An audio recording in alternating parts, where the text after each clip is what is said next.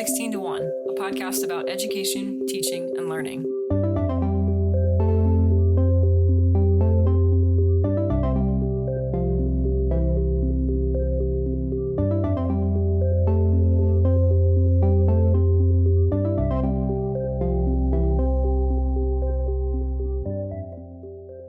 Hi. Hey. Hey. How you doing? Good. How are you? I'm good. good. What are we drinking? Water on the rocks. Water on the rocks? I'm drinking wine in preparation for drinking more wine in preparation for the presidential debate tonight. Yeah. We're recording this Round on round one of presidential debating nights. in the Cleveland. Yeah, it's up there in the great state of Ohio. In the great state of Ohio. Ohio, The heart of it all. where we are. They changed our phrase, right? Oh yeah, our state motto. It's or like where something. something happens. Where Everything happens. Can I look it up? Where only a couple of things happen. Oh, I looked up the Ohio motto and it says, "With God, all things are possible." I think that is the official motto, But what's there's the- like a tourist motto. Okay, I'll search that. One moment. Excuse my clicking. Oh, find it here. That's what it is. Find it here. Remember when we were driving, we were like, what? What will you find? The other one, okay, Ohio, the heart of it all, I like that has one. been in use since 1984 to promote Oh, you tourism. just Googled it. Stop it. No, I did, but Yeah, I'm just, we did, yeah. but I'm just saying, I think the new one is kind of dumb. I like it's- the heart of it all. I like the heart of it all. I don't like find it here because you don't know what it is, and I you think might that's not want to find all Part of the the word it's charm. here. It's all here to be found. Like, I don't want to find the creature from the Black Lagoon here. I don't think that's what you can hope for. I don't want to find. Anyway, there are lots of things. You're going to find a lot of things Yeah. here you don't want to. Yeah, so that's why I don't. I'm just from the Anyways, perspective of somebody who enjoys language, I find it to be a little off-putting. it is a big word. It's loaded. Yeah. Okay. So But think of all the things.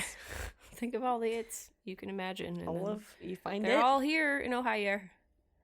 Ahara. Here. So, anything new? Uh, Worthwhile? No, there's not a whole lot going on. I'm just working a lot, trying to keep Mhm. busy, still Mhm. trying to move. Almost done with that. That's Mhm. good. Yeah. Mm-hmm. Yeah. Yeah. Trying to maintain energy levels through the pandemic. So. Trying. To remember how to be social occasionally in a distance fashion, but still just generally trying to remember what human interaction is supposed to feel like and be like. I had social anxiety before this, so imagine now when it's like, Yeah, I was not great at all kinds of socializing before this, and now I'm also woefully out of practice. I'm only getting worse. So the problems are starting to compound. What are we talking about this week? You chose the topic this week. Oh, did I? You always say that. Because I never remember actually choosing. I suppose You have the brain of a I goldfish. thought you said you wanted to talk about voting. I said I wanted to talk about voting, but you said you had already wanted to do an episode on civic education. Yeah, civic education was one of the topics that I had picked out early on when we were coming up with topics for the show. So I guess I chose it. We both chose aspects of it. How about that? It's I wanted to talk about it because it's important and timely. It's timely. And we need to be focusing on it. We like to be timely, but also evergreen, and it's a little challenging sometimes. But this one kind of lined up nicely. So we're going to do a little bit talking about voting and voting rights in the United States, but also just generally about civic education. Mm-hmm. And again, as with all things on this podcast, we're mostly going to be talking about the perspective of people in the American education system, because that's what we know. And we're going to try to know other things at some point in time, but we don't know them yet. So we're not really talking Give me time. We're not talking about education, civic education outside of our country, because that's what we know. But This is episode 20. yeah. So welcome. maybe at episode 300 we'll start with... We'll start acknowledging that there are other places in the world. That's like 15 years. I think we're fine. We're in 15 years we'll get to other countries. I don't want to be, just sort of I don't want to be exclusive or position us first or best or anything like that. It's just we talk about what we know, but we always are learning new things, and we're always trying to discover new topics, and But to our credit, I feel like we do mix it in when we can. we try Like to. Montessori. I mean, we've talked about We don't some know other anything things. about Montessori, and we talked about it for a while, so No, I meet you as Italian. Oh, Come on. well, yes, there's that. Yeah, no, we're planning to have some guests on the show to talk about education in other parts of the world. But anyway, we're going to talk about civic education here in the old US of A. So what is it? So it has a pretty broad definition, but it means it's kind of learning about all of the processes that affect people's beliefs, commitments, capabilities, and actions as members of communities or prospective members of communities. I'm stealing this definition from the Stanford Encyclopedia of Philosophy, which I kind of like because it's just, it's lofty but yet succinct, and it kind of covers all the bases. So it doesn't need to be intentional or deliberate, which I think sometimes people don't understand, but institutions and communities can transmit values and norms without meaning to, and they often do that. Hello. It is us. So when we talk about civic education, we're talking about it from the perspective of kind of what happens in schools for the most part, but this also happens informally everywhere all the time. Yeah. So it also might not be beneficial. We usually think we're talking about something beneficial when we're talking about civic education, but especially with those more informal modes of civic education, people might be civically educated in ways that disempower them or impart harmful values and goals. And like we said, it's not limited to schooling and education of kids, because families, governments, religions, and mass media are also some of the institutions involved in civic education. So it's a lifelong process. There's a lot encompassed in it. It sounds like it would be a good thing, but it doesn't necessarily have to go in the direction of a good thing. It's very complicated. Sure. So I think that's our first problem. So some of the questions that you might ask yourself if you're a student of civics, and these are, again, very broad, but they can get much more particular. So stuff like, who has the full rights and obligations of a citizen? This is often contested when it comes to children and immigrants and people who have been convicted of felonies, at least in the United States. Mike. What? Mike. He just paid for... Oh, Michael bunch of the Bloomberg. fees. Bloomberg, yes. Michael Bloomberg just Sorry, a bunch paid- of his signs when he You was just still randomly running. said Mike, and I was Well, like, who are you a lot talking of his signs just said Mike. Do you not remember that? They did. It was kind of like Jeb, exclamation point. But that's what I was campaign. thinking of, because he just paid for a bunch of their fees and fines or yeah. whatever So in Florida. Florida passed this law a while back that said that people who had been convicted of felonies could be restored. They could have their voting rights restored if they paid all something. I forget the wording exactly, but it was like fees and like court fees and something things like that other from money. incarcerated. Yeah. So even just like going to prison, you owe the state money, which I'm not sure how that all works, but you get out of prison and you owe the government money, essentially. And a lot of people who have just been in prison for years Don't and have years the and money years to pay for it. have no money because of being So, imprisoned. And we're talking about a population who is unfortunately a majority, right? Like underserviced minorities or people of color or something like that. So essentially what happened in Florida, though, that was recently in the news because of Mike Bloomberg, was that these fees hadn't been paid by, I think thousands of people who weren't able to vote because of it. And we're talking about people of color, minorities, all sorts of people who then, after being released from jail or prison or whatever, wouldn't obviously quickly have the funds maybe to go and get that right back, essentially, is what they had to do. They had to buy their given right as a U.S. citizen to vote. And so that was stripped from them as just one more act of voter concerns. So Mike Bloomberg just paid a lot of money to Florida to help allow for more Floridians to vote. Which was great of Mike. Yeah. So Florida, I think maybe Kentucky and Virginia, a couple other states impose, or at least until recently with Florida, have imposed lifelong denial of rights to vote for citizens with a felony record. I don't like that. What's the wording of the Constitution? The 14th Amendment, the wording of it is, the right of citizens of the United States to vote shall not be denied or abridged by the United States or by any state on account of race, color, or previous condition of servitude. Well, that's it, right? By definition? Well, apparently legal scholars do not agree that prison is a condition of servitude. I have questions for So, those people. I mean, I'm going I to say just, guys because they're probably guys also. I'm just going to use the gendered language if you don't mind, because I feel pretty strongly it was a majority of guys who decided that wasn't true. yeah, Sorry. I really do not, I do not understand this one. And for a certain population, they just treat it as like a duh kind of thing that like, yeah, if you're a felon, you felon, you don't get to vote, which to me is problematic for a whole variety of reasons. I guess They're still citizens. Yeah, they're still citizens of the country. They're still expected to abide by rules and laws, and they're still expected to be represented by people in government. So, this is not to excuse felonies. It's just to say that I'm not sure why crimes, even of a Any serious degree, there are people who are screwed up in all kinds of different ways, and that does not mean that they therefore are denied the right to vote. So it's strange that felony convictions would cause that denial. But anyway, it just I'm mad. Oh, the issue one to me seems to be a constitutional one. I don't understand how those states were able to get away with that on the constitutional basis.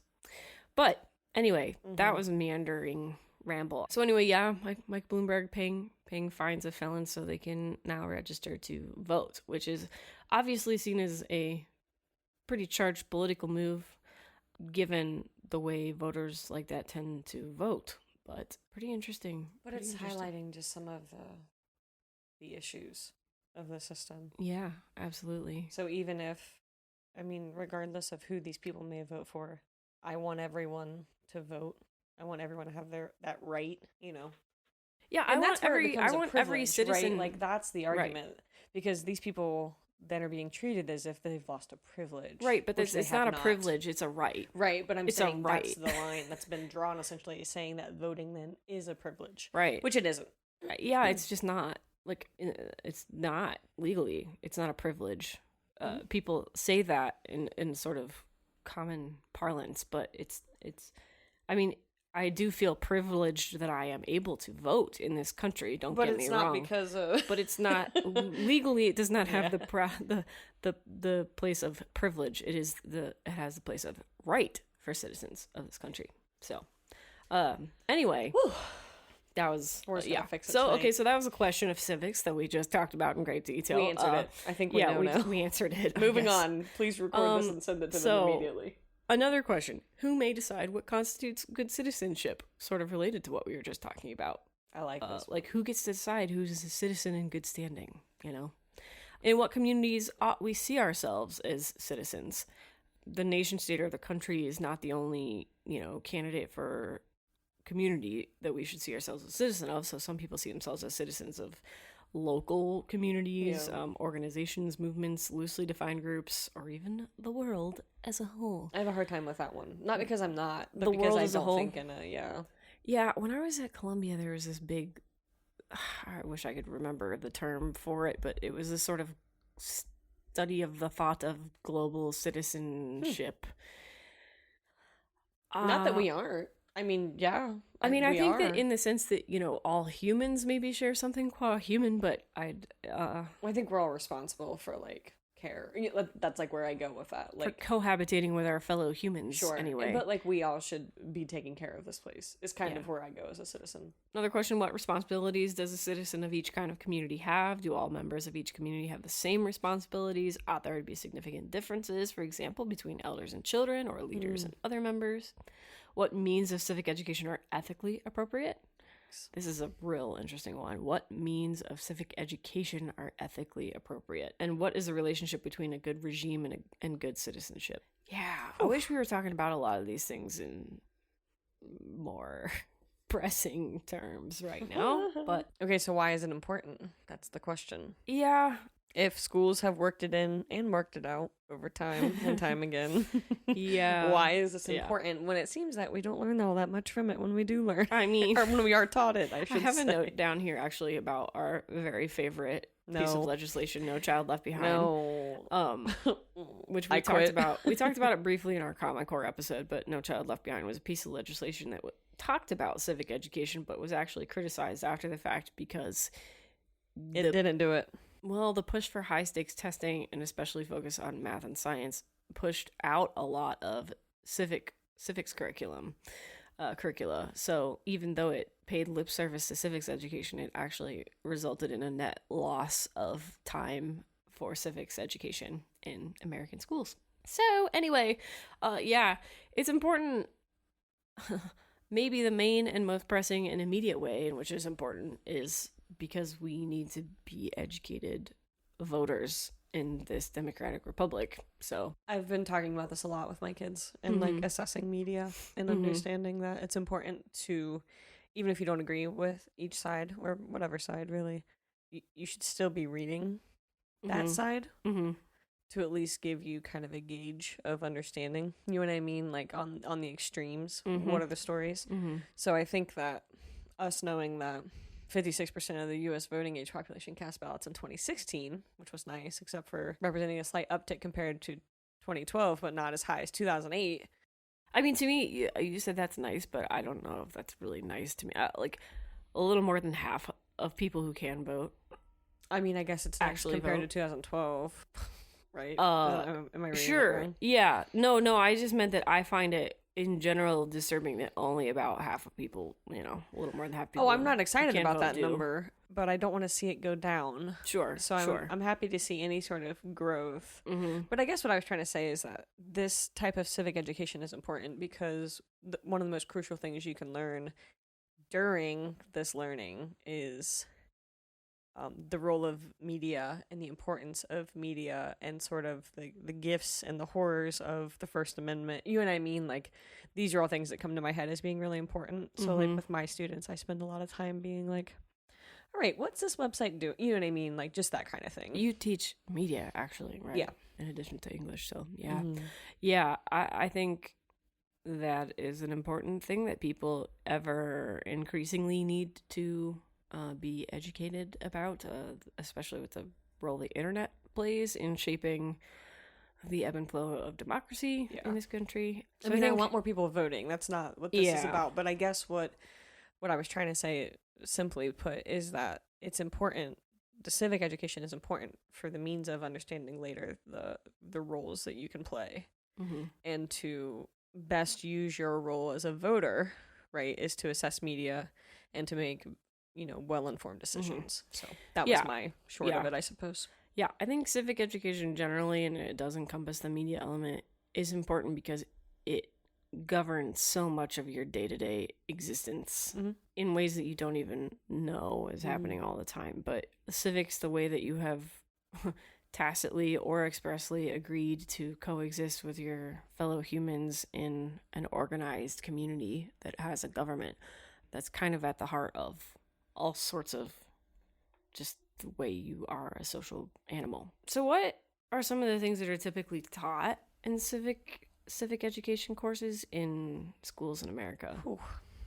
Well, over time they've tried to teach a lot. I don't know how. I don't know if we can report back that it's super effective. Yeah, you and I were, when we were they talking have about tried. This, right. When we were talking about this episode, you and I went through a list of kind of stuff that we remember being taught in our civics type courses in high school. Like, I remember 7th grade history was like local stuff. So like the history of Ohio, you know what I mean? So, and that's where I remember being introduced to like Schoolhouse Rock and like the 3 branches of government. I mean, I definitely knew that before, but I remember 7th grade being like the place where we really kind of broke it down. Yeah, it often it dovetails with history classes a lot of times. There are specific classes like government, and I took one in high school called Roots of American Democracy, and there are things that are specifically devoted toward to those kind of topics within the general umbrella of civic education. But yeah. So I remember those types of things that you're talking about too, and we'll talk about some of them in a little more detail. But well, I would say that one of the most important things is like the founding of American democracy, obviously, and then the history of voting in the U.S. And these are problematic, just to be blunt, in that there's some serious whitewashing occurring, and there's some bias in the story, obviously. But that doesn't mean it shouldn't. I mean, it should be told clearly, but yeah, we're going to talk about a little bit about things that are taught and things that aren't taught that maybe should be. We talked about this with like I'm sorry. No, go ahead. We talked about this a little bit with the Ruby Bridges episode, and just that is an example of desegregation in America. Yeah. And how the story that we heard and that we remember from school is not so much like the story that and I just covered the really real story of happened. Rosa Parks with my students, and they could not believe that she wasn't like some tired old woman who like just didn't feel like getting up. That's the way she's depicted, Right, like or at that's least the she wasn't story. in the She's like textbooks this that- fragile, Right. exhausted older woman. And sorry, they're going back and forth in my head because we've talked about them. But Rosa Parks wasn't tired. Well, I mean, she was tired, but not of being on the bus and her feet hurt. She was tired of the system. So she's not portrayed as the absolute fire of a woman that she was, you know. Sure, but it's easier to tell kids that this sad, tired old lady who wasn't not intimidating, you know. Yeah, Anyways. I will say that I remember I understand that there's a trade-off where you can't necessarily cover every complicated aspect of every story in like a history class or a government class or something like that. Yeah. But I do think that there was just a little bit too much dumbing down in the direction of, isn't this a nice story? And you leave out All of the the horrible struggle. parts of it. You leave out the struggle, right? And the horrible parts, and when you leave out those parts of those kinds of stories, especially with regard to like voting rights and stuff like that, you leave out why that fight's so important to begin with. It just becomes a factoid that you have to memorize for a test. And so without, you know, I don't think we have to brutalize students with descriptions of our history, but we do in some ways have brutal histories. So Right. we need to I think we need to find a little bit of a better balance so that people understand it and become aware of and remember and pass on the urgency of these kinds of questions of citizenship. So Can I tell you a meme really quickly that yeah. I think fits this perfectly? absolutely. It's about the argument surrounding Columbus Day, and if it obviously should not be celebrated, even though we live in Ohio and we're named for him, unfortunately. And so it was a screenshot, but someone on a Facebook comment was like, I don't care, I'm going to keep celebrating Columbus Day. And someone replied and was like, are you just going to walk around lost in Kroger looking for spices the whole time? But it's like the story that we've been told, right? Like growing up of like and like An God forbid intrepid Thanksgiving. explorer, right? Like we have not been told the truth. So but it just made me laugh because we could just be walking around Kroger lost looking for spices. Not to put it so simply, but essentially. Yeah, we tend to make heroes out of people who happen to be first to do something or adventurous. Like adventurous people can be heroic, but aren't by default. Like Magellan and Vespucci and yeah, all those guys that we had to memorize the textbooks. yeah. But also, in like, this textbooks. conversation happened with Hamilton, too, was, like, do we make... The right? musical. Yeah. But do we make these a hero by celebrating this, you know, Lin-Manuel Miranda piece? Mm-hmm. Which is complicated. It is. Anyways. Yeah. Can you just, because we have this opportunity and because we are coming up on election season, can you just take us through, I know this is some of your passion and background is in this area, so My calling. yeah, your I'm going to history, go quickly. your history background on take us through the sort of a brief annotated history of voting in the U.S. because for many of our listeners, I'm sure we've forgotten a lot of this since when we learned it in high school or middle school, Or we're just, like, toss names and we're not really, like, sticking with it. You know what I mean? Like, we're like, oh, yeah, Susan B. Anthony's important, and then we move on. I think we should be forced to like relearn the history of voting rights in the United States every time we vote, at least in a presidential election. It would be nice, right? What if that was, like, a quick quiz? Not a quiz. You can't take that. Yeah, you can't you can't I quiz was mostly people just before like, they vote. in my head, I wanted them to get a little slideshow before they got to vote. Oh, that would be nice. And then they could be like Be like advanced those to move little, through it, like historically. yeah, it'd That's be what I like meant, the- more of a quiz, more like an interactive experience of learning. It'd be like the little newsreels that you used to, patriotic newsreels you used to watch before the movie. Yeah. Come on, something like that. But so, like, you know, no quiz required, but just a little refresher course on why and how you're exercising your right to vote that you Even are. if you just have to click through it a bunch because you're mad at it, you'd still have to. Yeah. Anyways. Okay, so here's where we start. 1776 and before, only men who owned property, who were mainly... Okay, so basically it breaks down to mostly white Christian guys over 21. And they have the right to over vote. 21, right? Yes. So we're going to go quite a bit, over 100 years, right? Over almost 200 years, actually. before the voting age changes. But to start, it's 21 and over. Mm-hmm. So this means it's a really tiny population. And actually, just 6% of those in the new America were even eligible to vote to elect George Washington in 1789. So that's how tiny this population was. So that's how strong these voices were. Mm-hmm. Moving on, 1856, then... just to pause. That's exactly what you're talking about with the sort of like the story of Hamilton. But just like, I remember that story of the creation of our country. I mean, and this is not to say that it wasn't incredible and that we don't have an extraordinary amount of freedoms as citizens of the United States, because we do. But the story is often painted as one of, these firebrands like paving the way for representative democracy, and it's like 6% of the population. It's not. 6% of the population decided who was in charge of our new republic. Yeah. So anyway, and not that George Washington was a bad pick, but imagine what could have happened if there were... I mean, honestly, maybe if there'd been more than 6%, they wouldn't have been like, you know what, you should be George King. Mm-hmm. Anyways, 1856, the right to vote was extended to all white men. So not quite 100 years. 1868, we have the 14th Amendment, which is very complicated because it does grant African American citizenship, but not the right to vote. Mm-hmm. This amendment directs that, quote, no state shall make or enforce any law which shall abridge the privileges or immunities of citizens of the United States. But even then, southern states used all kinds of things to basically practice voter suppression. Mm-hmm. And also just other ways to suppress, obviously, any sort of colored person. But it's a start, I guess, if we're looking for the good part. Anyways, 1870, come along with me. This is the 15th Amendment, and it prevents the federal or state government from denying the right to vote to citizens based on their race. So 2 years later, we've got a new amendment. And so while this extended the right to vote to black men in the South, political leaders of post-Civil War, Reconstruction, and Jim Crow, of course, they started building basically other measures that would keep these people from the polls. This is why when you were just talking about quizzing people. I know, I think that's why I said it, because I just read this, but really what I meant was just like a follow me through the history, you know. Yeah, so part of that was... an interactive learning, but this is the problem. They had to pass a literacy test. Right. That is not what I was doing. But poll taxes. Yes. Right. But it would mandate voters to pay a tax to cast a ballot, obviously. It required black voters to get a white person to vouch for them. Yeah, go ahead. I'm curious as to the specifics of that. No one in the South would have done that. I'm having a hard time imagining who did it. I mean, I want to believe that someone would. I'm sure there were cases, but basically what this did, it just intimidated and caused violence. Because even though they had the right, they couldn't really practice. You know what I mean? It just made it... Right. I mean, it's just... You don't really have a right bad. if you can't actually do it because of all of these Well, you other can't do it independently. It's like, okay... You have to have someone with you. The federal government might technically be mandating that I have the right to vote, but that does not mean that I can actually therefore go and vote. Mm-hmm. So.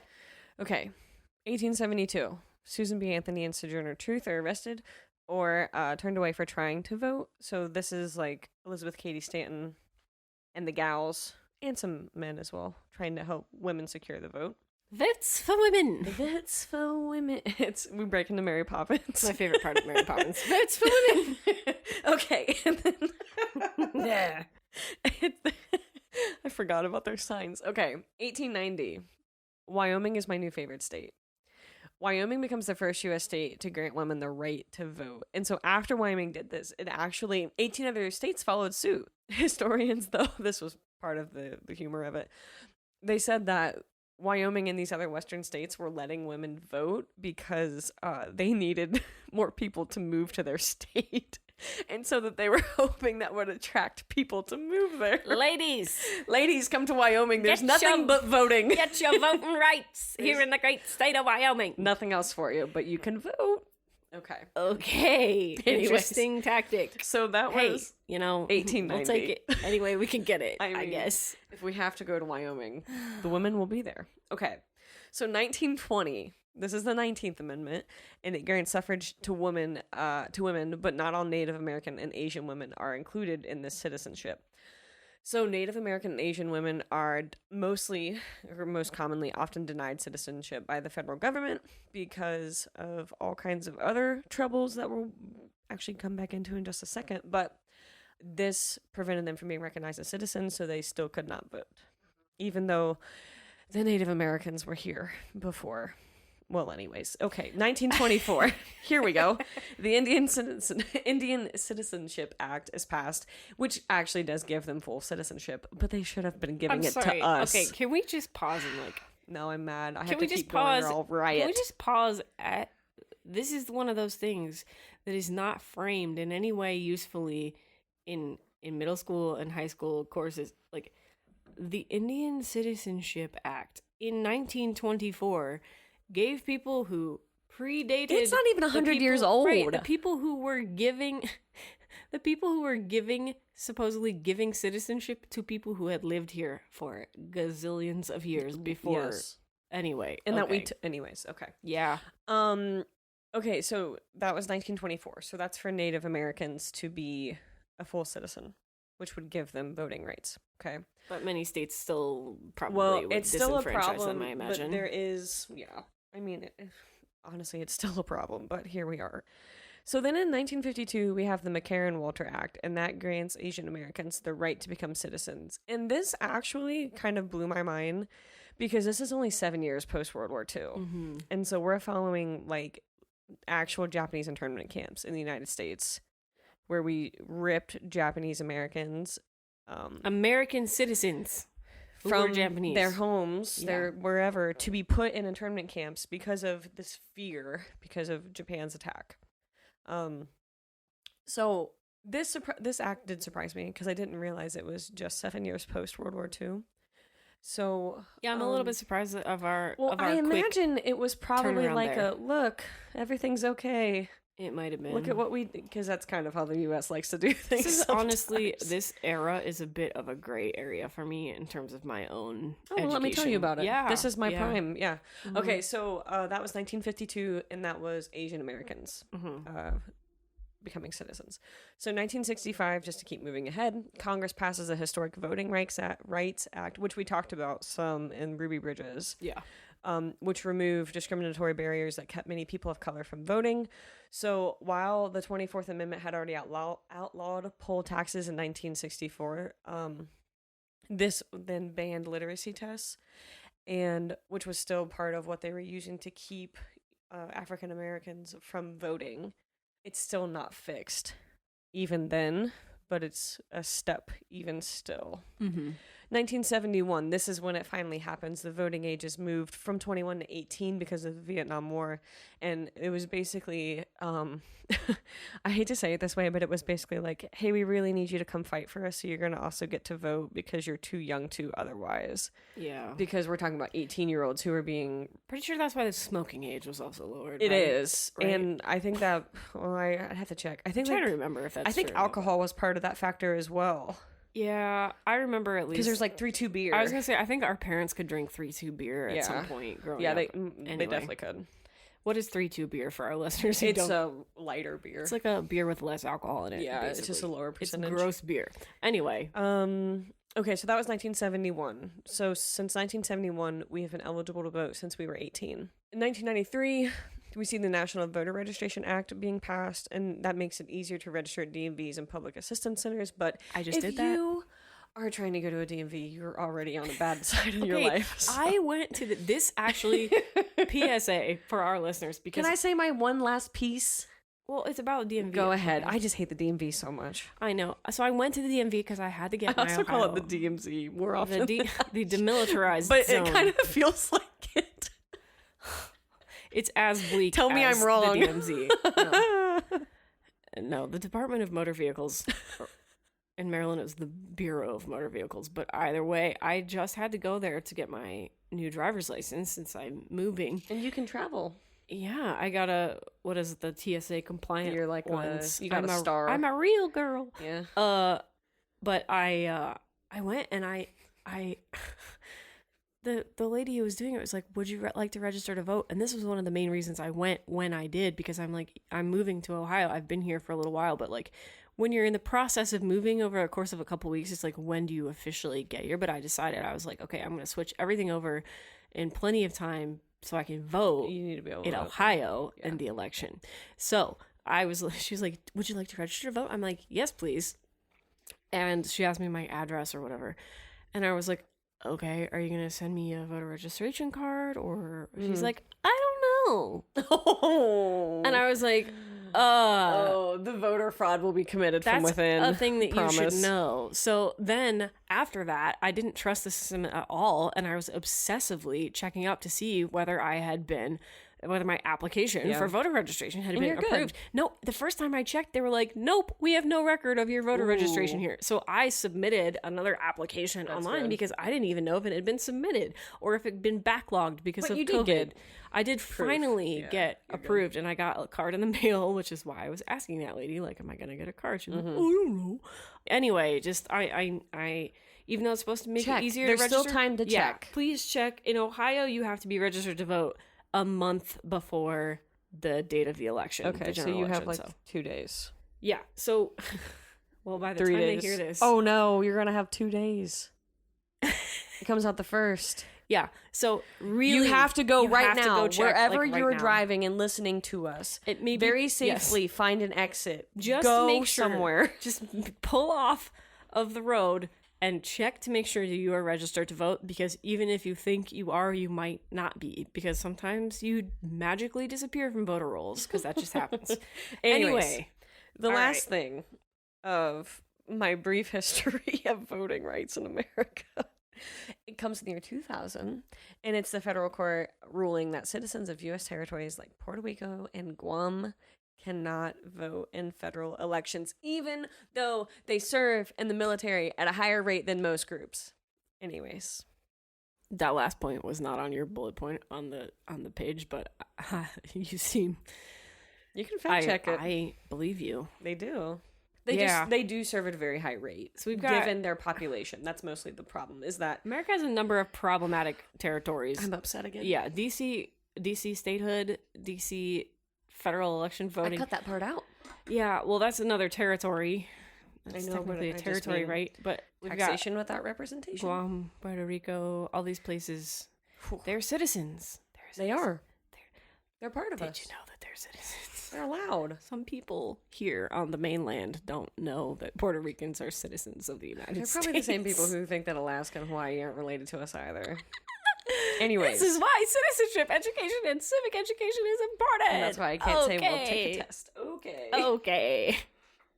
Anyways. So, okay, that is the whole history of voting. There are another couple of, like, brief little points on here that you and I both remembered as being part of, and are still part They're of, just things that we civic education. Yeah, specifically remember. So when we were coming up with this list, basically it was that we assume that we're guaranteed, or based on this learning, we think we are guaranteed life, liberty, and the pursuit of happiness, but we are not. That's in the Declaration of Independence. Yeah, I put Not the that one in there. Constitution. I put that one in there because people think that.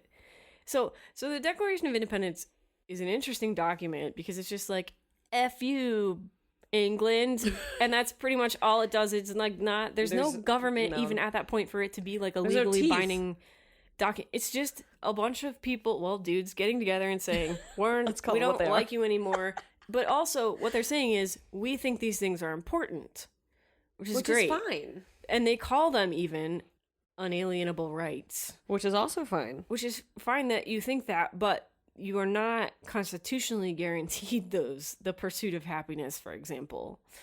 We are guaranteed liberties and we're guaranteed life by other laws, but like there's nowhere actually that constitutionally guarantees us pursuit of happiness, which everyone always thinks we have, but it's not a really right. So anyway, yeah, we learned about the Declaration of Independence, we learned about the Constitution, we learned about some, I don't know, the Federalist Papers, other founding documents, other, like big major court cases. Sure.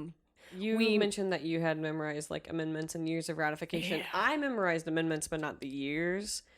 And I've actually gotten much better at the amendments now that I've gotten older, and I help tutor kids who are in I've gotten government. worse, having forgotten. But it's only because I've gone back to it. And then you have on the list of pocket constitution. Oh my gosh. Well, this is why I'm so because I keep Do you forgetting. still have one in your pocket? Oh yeah. Is it? Well, I carry it in Right my now? bag, not in my pocket, but You carry it in your bag just in case. I carry it in the bag that I take everywhere. And this is a thing that I learned that like actually like certain conservative political groups in the United States like pushed for a while, which I did not realize. I just carry it because I think it's important to know my rights at all times, but apparently it became like a sort of conservative think tank thing to do. But anyway, I do have a pocket constitution. No, see, I think it's worthwhile to have your rights with you at all times. So, yeah.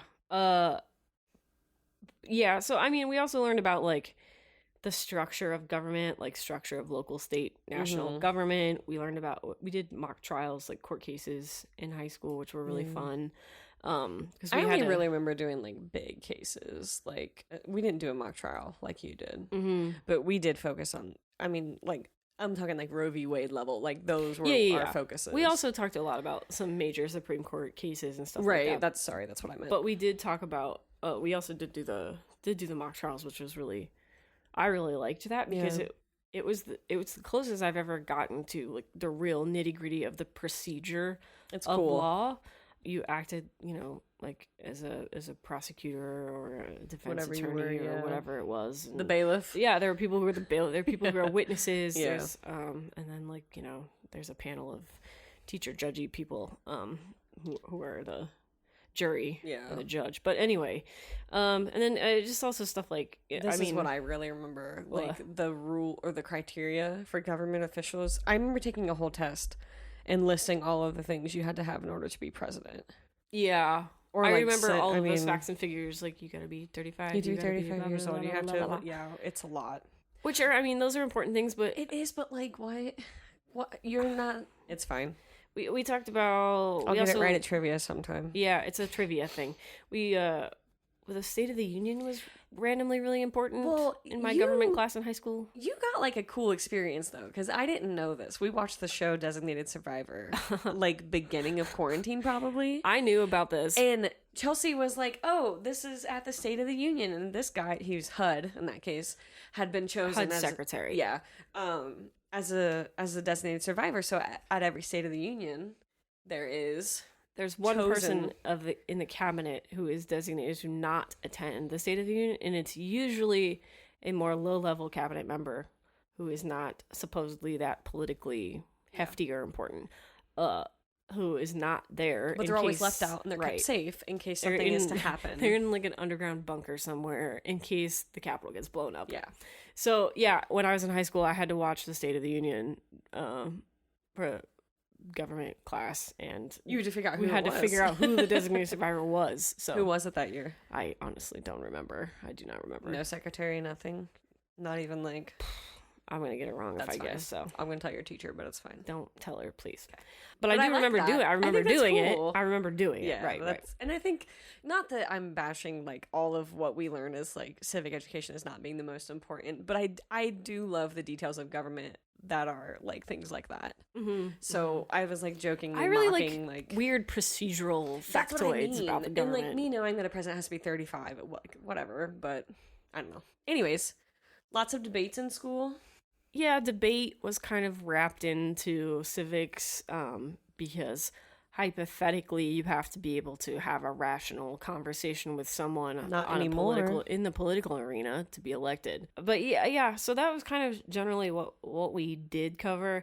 We have also talked about stuff that was maybe left out or not covered in the way that it should be in civic education in America. Well, obviously the whitewashing of our founding fathers. We did mention Native Americans as far as how they were treated. Yeah. What we did to them. I'm using we as a broad term, but I think we can agree.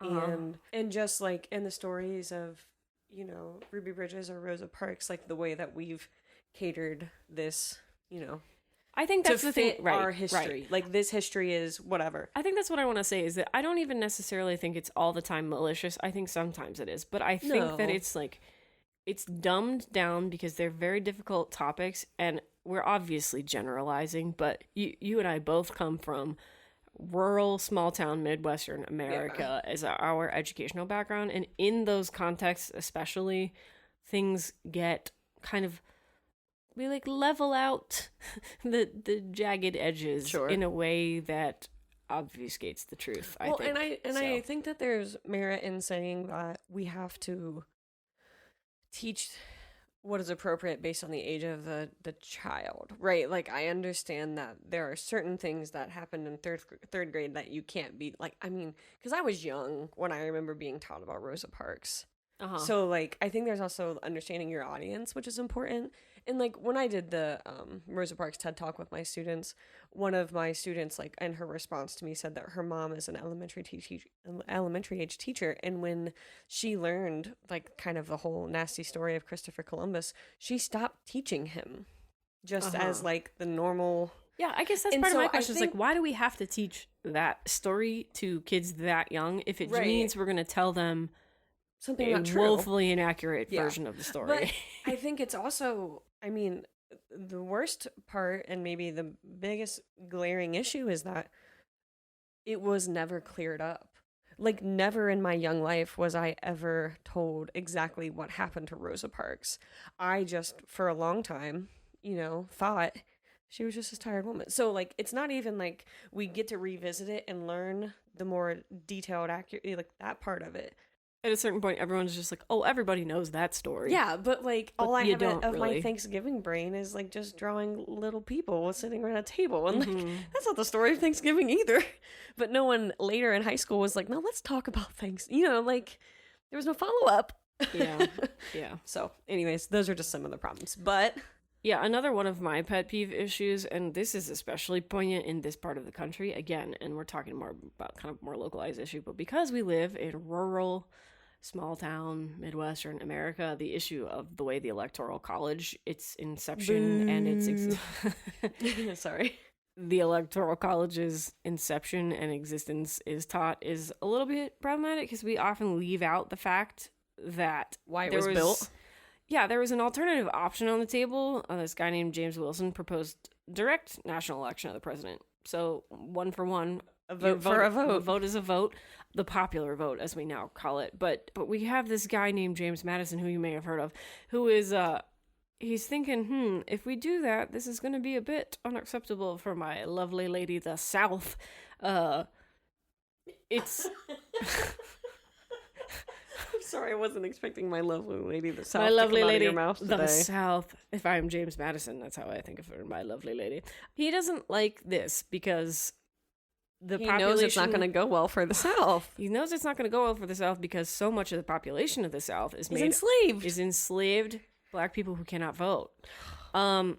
So in a direct election system, a vote for a vote, the North would have outnumbered the South. Obviously, that's where all the population centers are at this point in the founding of the country. I mean, even still, yeah, I would say. Yeah. But so the North would have outnumbered the South, and that, you know, we don't like that if we are in the South. So Madison comes up with a prototype of what becomes the Electoral College. Well, I'm mad at him now, too.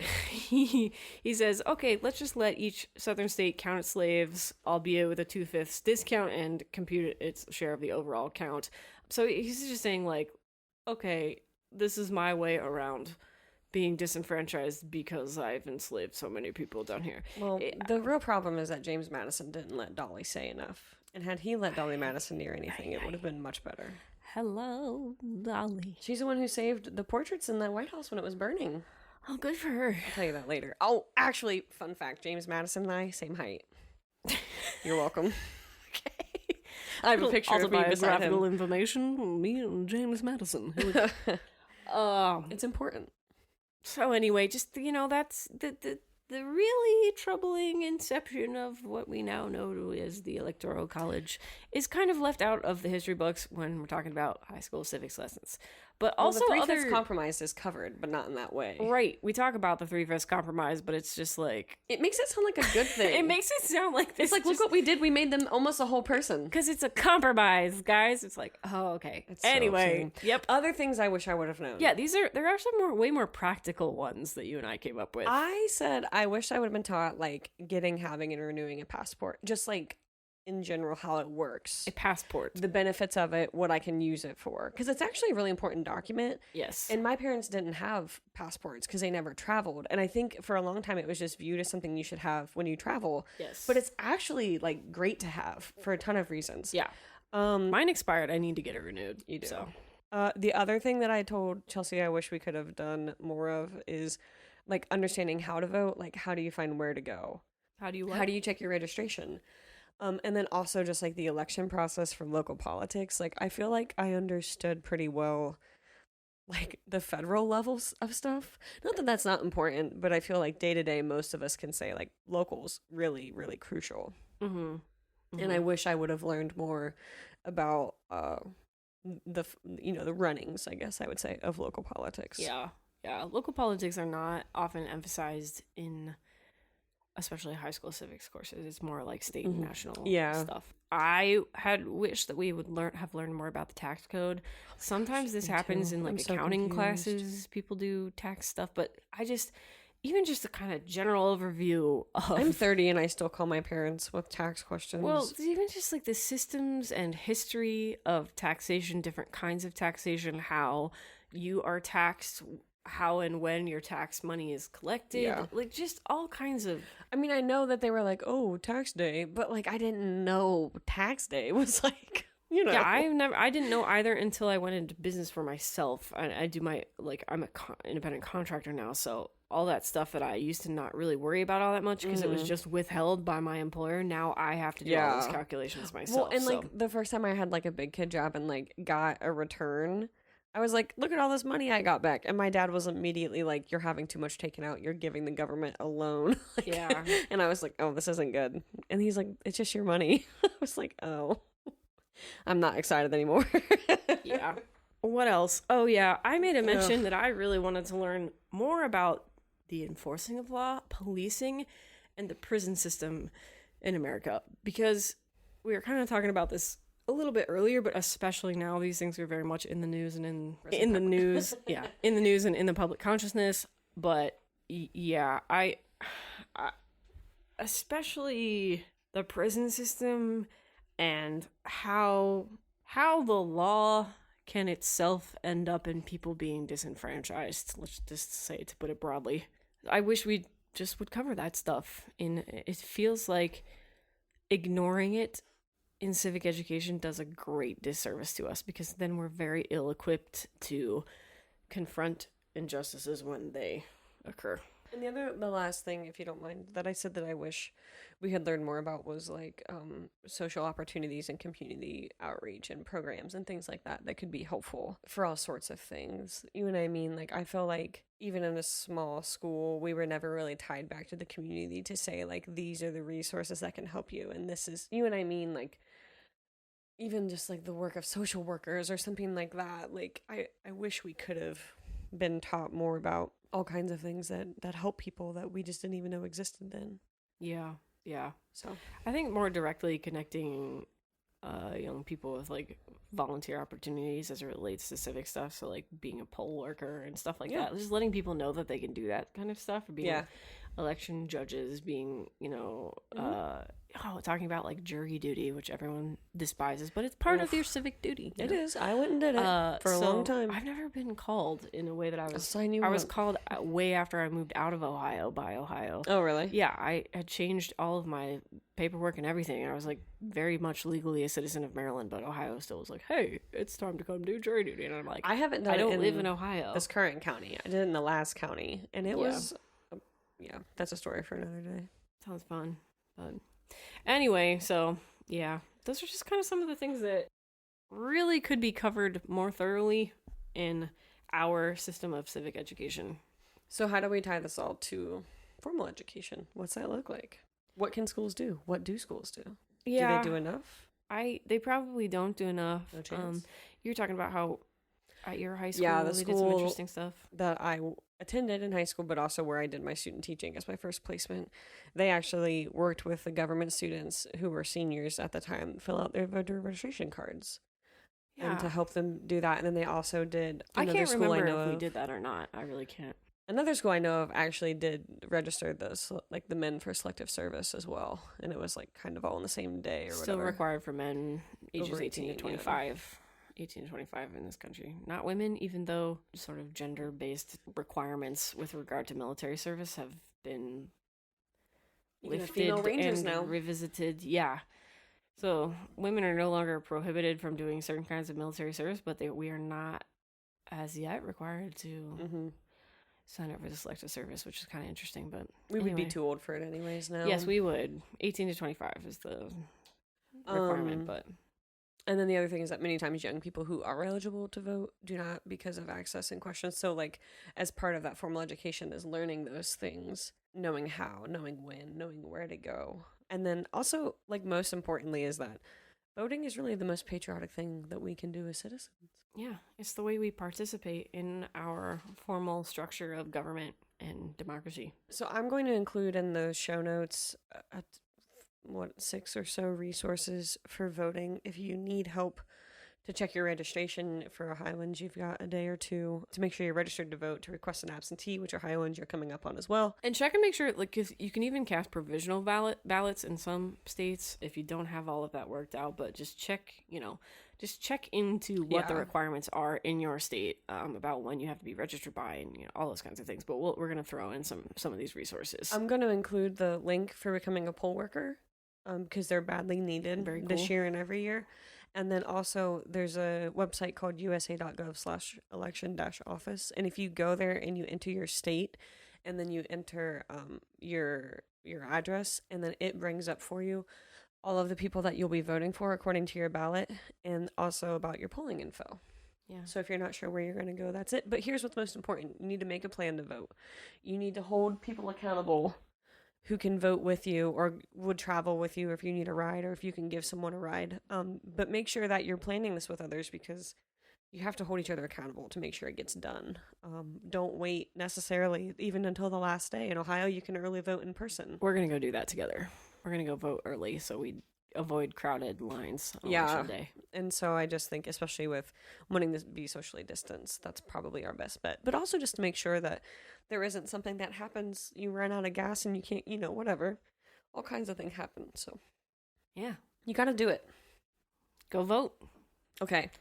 Fill in the blank. You do last week's. Okay, last week's question was, and this is somewhat appropriate given today's subject. Yeah. We didn't actually plan that. But we don't anyway, normally have the next one planned. No, we don't. On this day in 1787, and this was the day of our last recording. On this day in 1787, this important U.S. document was officially signed, even though it wouldn't be voted into effect until 2 years later. And that was the U.S. Constitution. Nice job. It was Constitution Day. We definitely planned that. All right. This week's question. In 1972, the future notorious Ruth Bader Ginsburg was the first woman hired with tenure at this New York School of Law. I could cry thinking about it, but I'm not really okay yet. Yeah. But can we just say that, what a lady. Women's rights. And just, glass ceilings forever. Yeah, I remember you told a story about I think it was one of your kids, but you were just saying, like, okay, well, what did she ever do for blah, blah, blah, blah. Yeah, And this is just an example that I don't think, like, many people realize, but can you tell that story? Yeah, I was talking to a freshman, so, like, a 13-year-old guy, basically, and the day we returned to school after her death, on that Monday, I wore a Ruth Bader Ginsburg shirt. And he kind of, like, jokingly but mockingly asked me, like, well, what did she do for you? And I was like, well, I bought a house 4 years ago, and I don't have to be married to a guy or have my dad sign for it, so that's really nice. And he just stared at me like he didn't know what to say.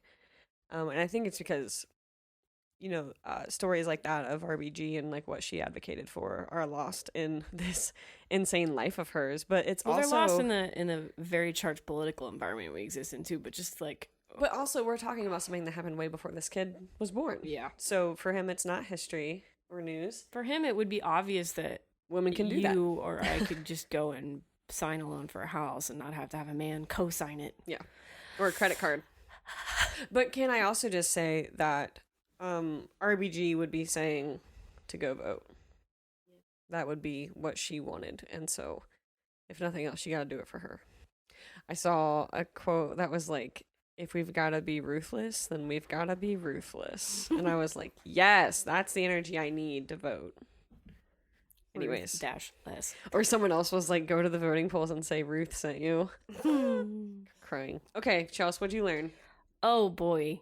Well, okay, 2 things I learned this week. First was about this crazy, what is essentially a cult called Nexium, which I had never heard of before.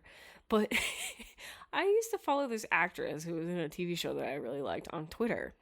And she disappeared from social media a couple of years ago. And I was like, oh, that's weird, because she seemed nice, and she like responded to a couple of tweets that I'd made or whatever. And then it turns out that she disappeared from Twitter because she was allegedly involved in a very higher up position in a weird like sex cult that had grown from this multi-level marketing company known as Nexium that marketed like self-improvement seminars and empowerment stuff. And it's just like, it was so weird because I just like randomly knew this actress from this TV show that I loved. So I was just like, oh, she's this cool actress that plays this part and it's interesting and blah, blah, blah, blah, blah. And then I like fell down a really deep rabbit hole learning about this weird cult. And this guy who's like the cult leader is in prison in New York. And people who are like in this cult supposedly have like gone to dance outside of his prison cell in Manhattan, apparently, on the regular. So that's interesting. But anyway, I learned about that. That was a pretty weird one. I feel like we're going to have to talk about that. There's a whole HBO docuseries about it called The Vow. Great. So I'm gonna dig even deeper into it because it was so out of the blue. So in 2 weeks you have another report. In 2 weeks I'll have another report about this cult. But I mean, you and I kind of like some true crime stuff, so it's interesting to learn. But the other thing I learned about this very recently was buying wholesale poultry, which is as weird as it sounds and as messy. We're having a socially distanced outdoor gathering that required me to get a bunch of meat that you can't just go to the grocery store and get because it's like specific cuts. And anyway, we were like, I went and I found a place that sold it, and I was like, I don't know exactly how much I'll need, but they only serve they serve it in a one-size box. One size box is 30 pounds of this, and they only accept cash. Yeah, they were cash only, which they didn't tell me beforehand. So I drove to this place, and it kind of like you had to call to tell them you needed the box of it before. Yeah, they don't have a storefront, so it's a poultry wholesaler. So they're used to people driving up with box refrigerated trucks. Yeah. But I just drove up with my little Mazda and was like, can I please have my box of turkey? And they brought it out, and it was like it's 30-pound box of turkey that has like turkey guts all over it, and it smells bad, and I like, ew, your car is gonna be so gross. Yeah, my car is gonna be stinky, but I just like, I didn't know how else to get this because I didn't really need that much, unfortunately. I got probably about twice as much as I needed, and I almost bought 4 times as much as I needed, except they didn't have 2 boxes because I wasn't sure, because I was estimating very badly about how many pieces this would be. So anyway, we have tons and tons and tons of turkey, but I learned about, I dove deep into the world of I don't like it. Wholesale poultry vendors. It was very interesting. Okay. What did you learn? Yeah, my stuff is really weird this week. I learned how to create a video lecture using Loom, which is a screen recording app that you can download. Oh, cool. And because I've had a lot of kids in and out for all kinds of reasons, and so I was trying to find ways to include them in lectures, which is like the one thing that's the hardest to kind of, like make work when you're not in person, I think. Mm-hmm. And so I created a video lecture using the audiobook and pictures of the text that we're reading, and recorded myself stopping it and answering like the questions that are on the study guide and kind of just breaking it down. And so the kids did it in class this week, and they seem to go pretty well, and they like that they can go back and listen to it again and like hear my questions, or like, like hear me answering some of the questions and just kind of summarizing it. And I'm gonna be honest, it was a lot of work on like the front end of it, but I just feel a lot better that my kids who aren't there with us can still get the kind of experience, like that's the hardest thing, really, like about kids who are learning virtually, or even when we're distance learning, like it's so hard to create or mimic or share with them what they missed in class. Right. And so this is one way I'm trying to combat that. So it's called Loom, Loom. My school does have the premium version, so I'm not sure what's available for free. We should link to it in the show notes. But I'll link it just in case. It was very easy. So I know there's a ton of competitors trying to fill up the space right now to offer you the best service, and I know that there are others, but for me, I used Loom, and it made a great little video, and I linked it on YouTube, and it went well. Cool. I was happy with it. Made me feel, more at ease about the stress of trying to keep everyone on the same page. Sure. So that's my weird, nerdy teacher thing that I learned. Great. Glad you shared it. All right. Anything else? Black lives still matter. Go out and vote. Vote. Check out all of our resources to find out how to vote. Yeah. And tell them. Hold your representatives accountable in other ways also. Write them letters. They'll email you back. Yeah. You might not like it. I didn't, but he did. Get Email up me in the back. grills of your elected representatives, please. Just get right up in their faces. See you in 2 weeks. We'll see you then. Bye.